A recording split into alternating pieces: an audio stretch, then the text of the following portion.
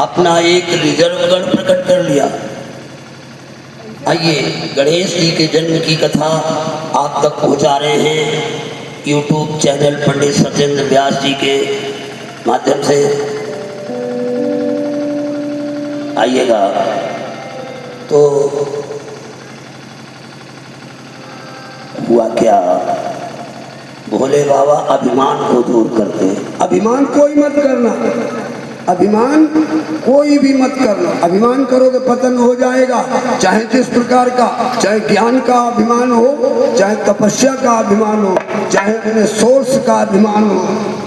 देखिएगा भोलेनाथ सभी गणों को लेके गए, देखा गेट पे बालक खड़ा हुआ है, भोलेनाथ घुसने लगे तो भाव दिया, अंग भुजंग भुवंग निहारी। बच्चे ने देखा सांप लिपटे हुए हैं, विभूति लगी हुई है, विलक्षण रूप भोलेनाथ का। अंग भुजंग भुवंग निहारी, उमा सुत ने ये बैन सुनाए। निर्भय जात मकान धसे तुम बाबा कहाँ थे कहाँ तो आए। निर्भय जात मकान धसे तुम बाबा कहो कहाँ से आए।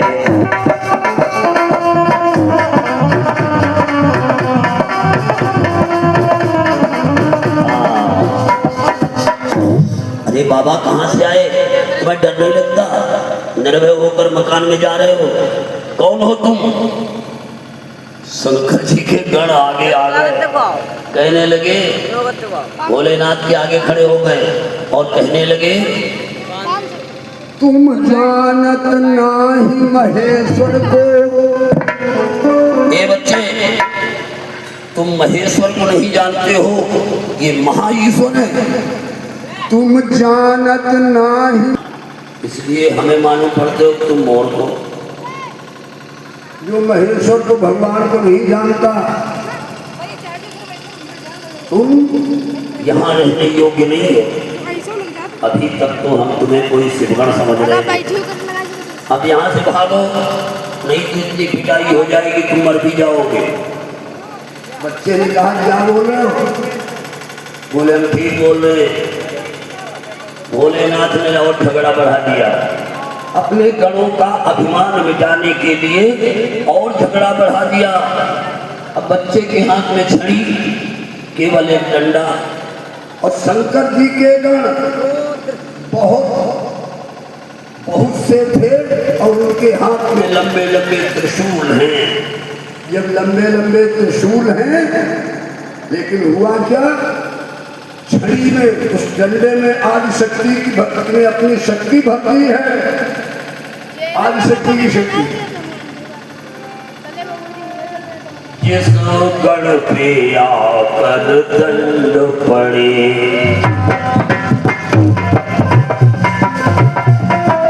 घात दिखाता था, लंबा त्रिशूल था हाथ में मन से वो भागा जाता था।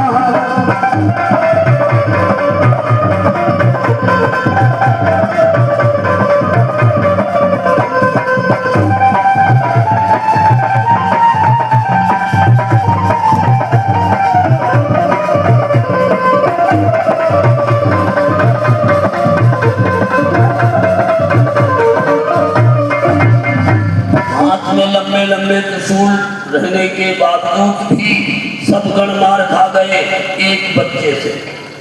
कोई गण नहीं रुका। जब गण नहीं रुका तो भोलेनाथ कहने लगे कि आखिर इस डंडे में खास बात क्या है, जिसके पड़ता है वही भाग खड़ा हो। अरे भाई इसको कोई तो हटाओ दरवाजे से हमारे, भोलेनाथ कहने लगे। तो विष्णु जी बढ़े, विष्णु जी कहने लगे हम इस बच्चे को दूर किए दे रहे। भगवान विष्णु जी जब बच्चे को दरवाजे से हटाने के लिए चले, आगे बढ़े, लेकिन वही व्यवहार भगवान विष्णु जी के साथ भी। विष्णु जी को भी उस बच्चे ने डंडा मार दिया। आपने टीवी में देखा होगा, टेलीविजन में, गणेश जन्म में सुनेगा, जब डंडा मार दिया तो इसकी प्रतिक्रिया भोलेनाथ पर बड़े बड़े लक्षण हुए।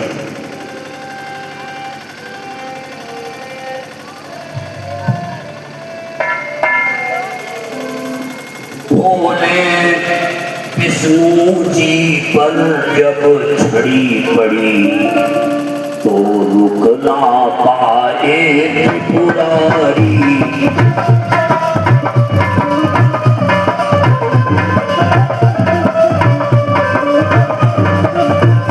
विष्णु जी पर जब छड़ी पड़ी तो रुक ना पाए त्रिपुरारी।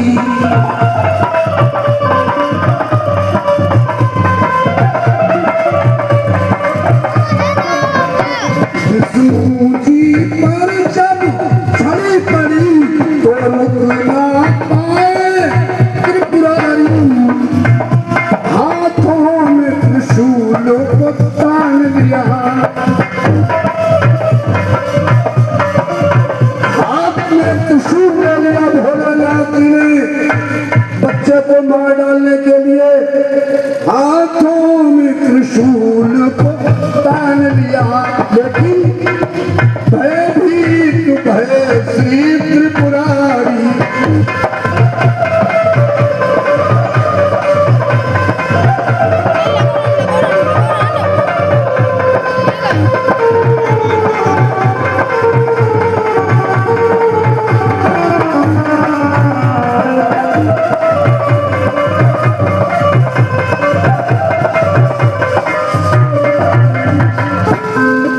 भोलेनाथ ने त्रिशूल तान लिया बच्चे को मारने के लिए, क्यों विष्णु जी को छड़ी मारी ये बर्दाश्त नहीं हुआ।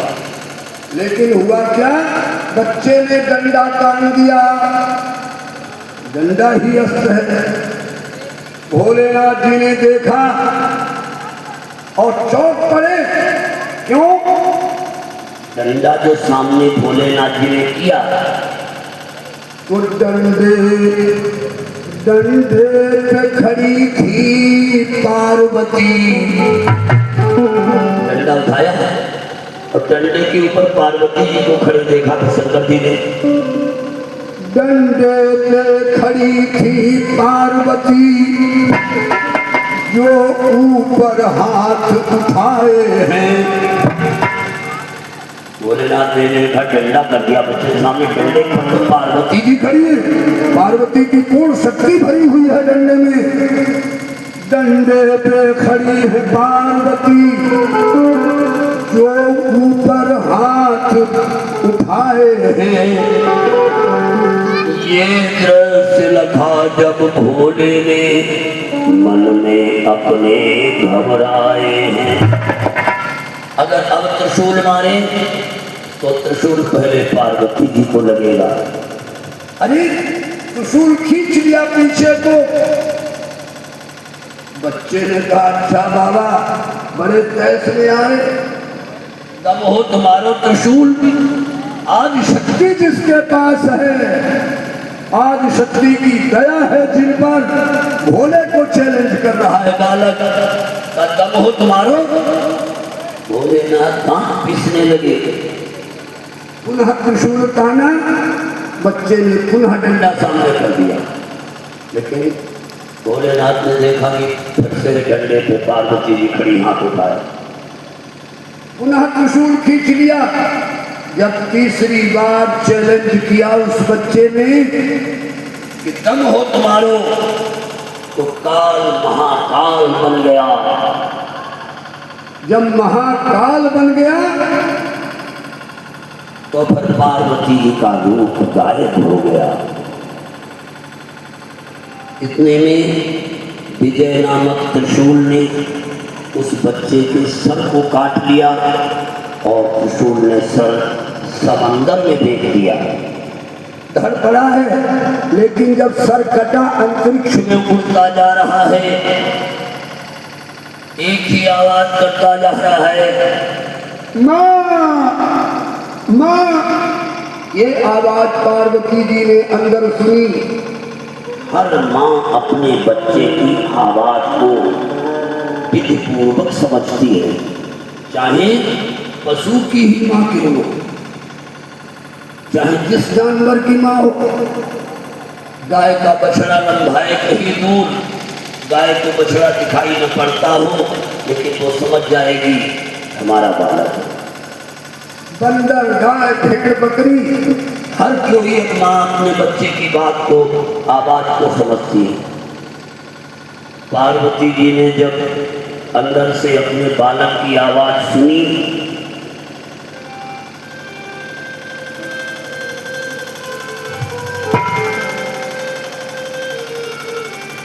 आवाज सुनी जब बालक की, दौड़ी दौड़ी बाहर आई।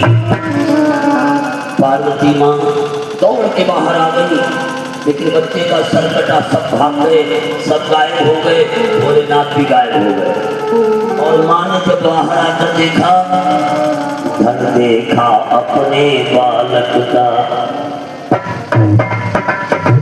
धन देखा अपने बालक का, नैनों में अश्रु छाए।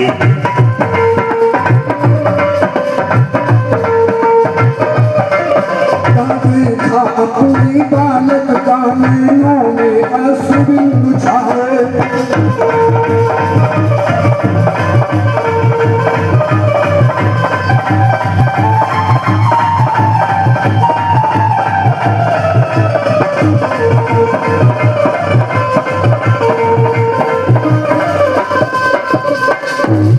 थोड़ा देखा, सर गायब है, आंखों में अश्रु बिंदु आ गए पार्वती जी के।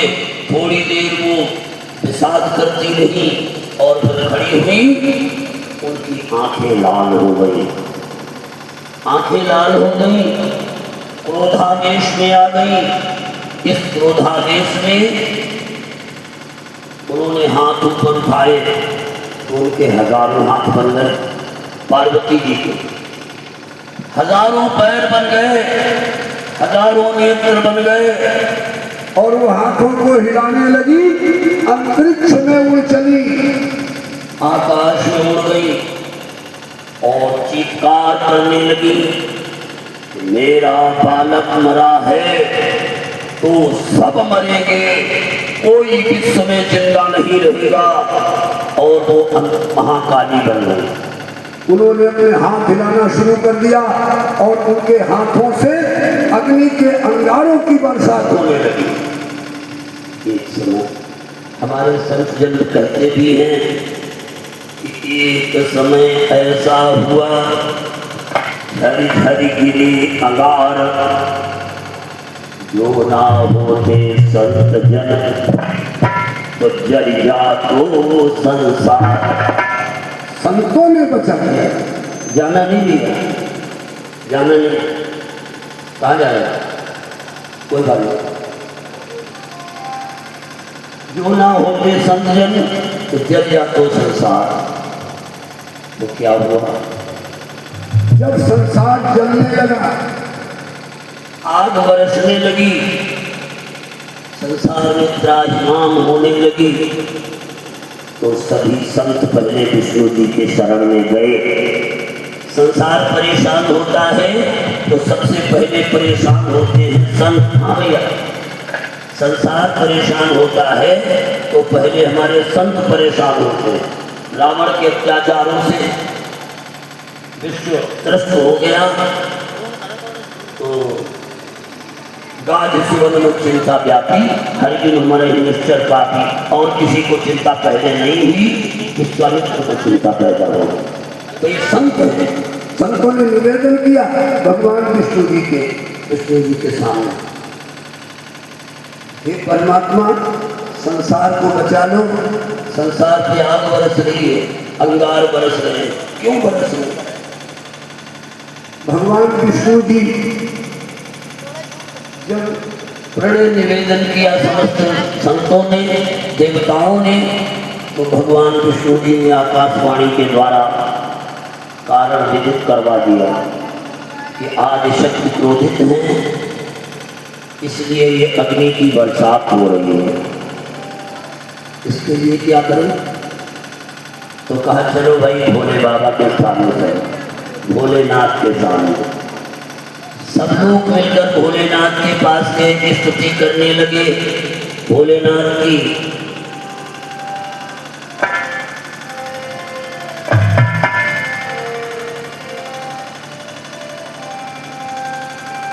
और विनती करने लगे। पहले उनके रूप का ध्यान किया। परमात्मा से आप कब मिल सकेंगे? एक ही साधन है, ध्यान। ध्यान और ध्यान करते समय लोग कहने लगे हम भी ध्यान करते हैं, उनकी किसका कि हमारी उखारी चली जाती है को ध्यान पर। कोई अपने जानवरों का ध्यान करता, कोई अपने परिवार का ध्यान करता, कोई भगवान का ध्यान करता है। लेकिन याद रखो, बहुत से लोग ऐसे हैं कि जो मेला में हैं और फिर भी अकेले हैं। और बहुत से ऐसे लोग हैं अकेले हैं और फिर भी मेले में हैं। अकेले मलैया डाले, बाहर कोई नहीं, न परिवार में, लेकिन तब भी गणित लगाओ कहीं गाँव का हो, कोई काका दुकान कहीं झमेले। और बहुत से लोग हैं झमेले में होकर भी अकेले। तो देखिएगा आज हुआ क्या, विनती की, ध्यान किया भोलेनाथ का। ध्यान कैसे किया भोलेनाथ का? ध्यान कौन रंगे हैं भोलेनाथ? कर्पूर गौरम करुणावतारम संसार सारम भुजगेन्द्रहारम सदा शंकम निर्व्यार्गिंदे भुवं भवानी सहितम नमामि। भोलेनाथ का ध्यान किया, बस ध्यान से ही परमात्मा को आप प्राप्त कर सकते हैं। भगवान भोलेनाथ प्रकट हुए। विष्णु जी कहने लगे कि हरि अपनी शक्ति को रोक लो, नहीं तो सृष्टि जल जाएगी। भोलेनाथ कहने लगे हम शक्ति को रोके कैसे? जब हमारी बात सुनने को ये तैयार हो तब तो हम अपनी बात कुछ कहें। हमारी बात सुनने को तैयार नहीं तो हम क्या कहें? इसलिए हम प्रयास कर रहे हैं। प्रयास किया भोले बाबा ने महाकाली के उस वेग को रोकने का। क्या प्रयास किया? आपने देखा होगा चित्रों में कि भोलेनाथ नीचे लेटे हैं और काली जी उनके ऊपर खड़ी हैं। ये दृश्य देखा होगा। ये क्या हुआ? जिस तरफ से प्रबल वेग सी आ रही है अंतरिक्ष में, भोलेनाथ वायु में लेट गए। जब वायु में लेट गए, अत्यंत वेग होने के कारण महाकाली का पैर भोलेनाथ के सीने पर पड़ गया। ऊपर चले भुजाली शान से अंबर के नीचे, और ऊपर खड़ी है काली बात पड़े भोले बाबा है नीचे।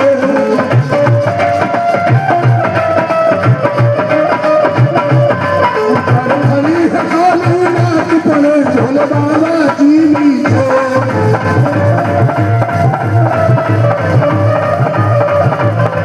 ऊपर खड़ी है काली बात पड़े भोले बाबा जी नीचे।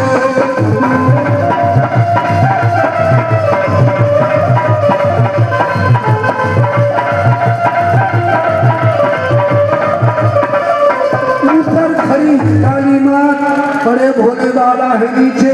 जब पैर पड़ गया अत्यंत वेग से, नीचे देखा अपने पति के सीने पर पैर पड़ा है।